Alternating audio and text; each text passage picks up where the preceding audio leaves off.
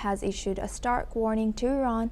President Trump has criticized Iran's leadership succession, calling the choice of Mojtaba Khamenei a disappointment one. Mojtaba is widely seen as the likely successor to Iran's supreme leader. President Trump has also spoke about the ongoing U.S. military operation against Iran. He said once the operation is complete, Tehran will no longer have the capacity to threaten the United States. He has added that Iran would also lose the ability to target Israel or any American allies. According to President Trump, the goal is clear. When the campaign ends, Iran's weapons capability will be severely degraded for a long time.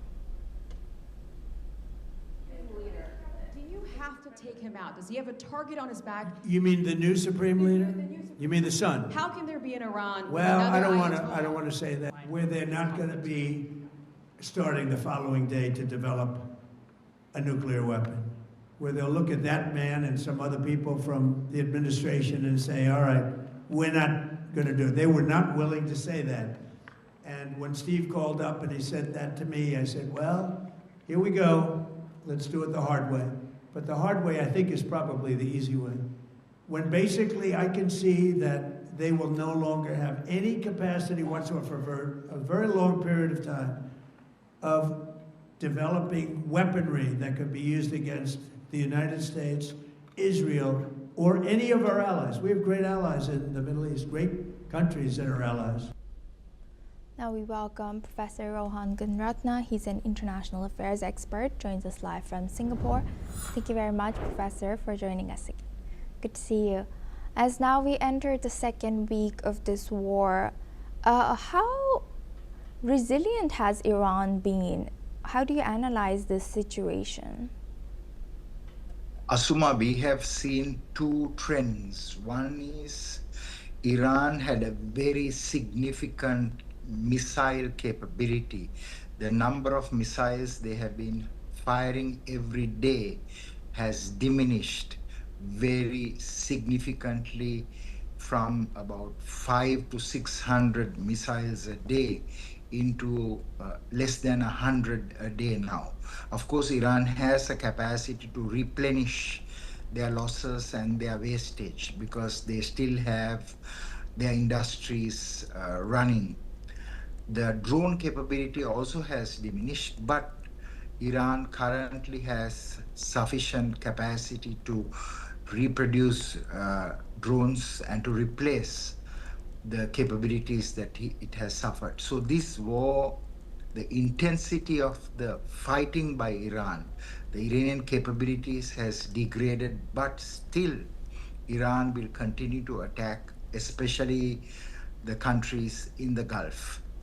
Now, with regard to the Iranian Revolutionary Guard Corps, which is the main military security and intelligence entity, it's a very big entity of 850,000 personnel.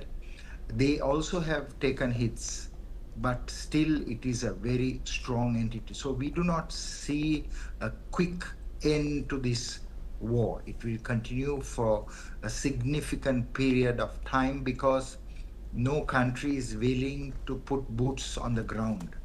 So I believe that the Middle East will remain unstable in at least the coming weeks and coming months, although Iran's capacity to sustain its high-intensity campaign has diminished.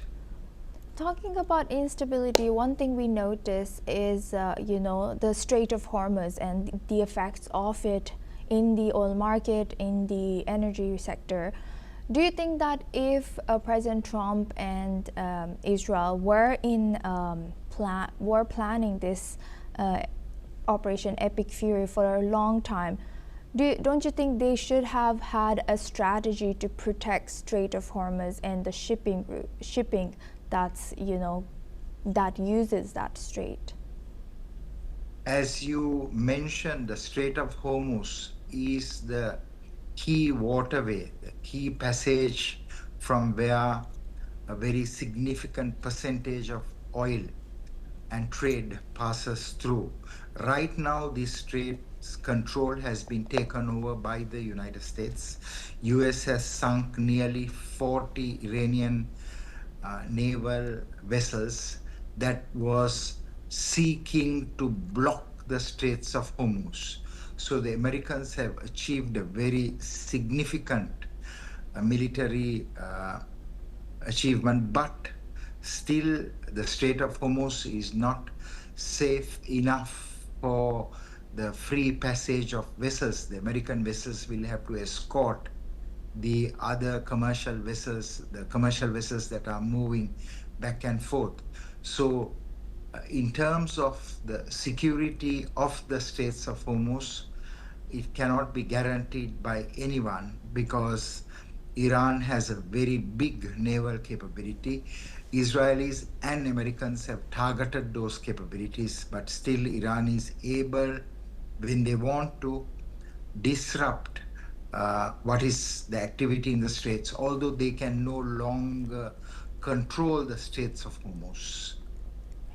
Thank you for highlighting that, Professor Gunratna. Please do stay with us as we come back to you for another discussion.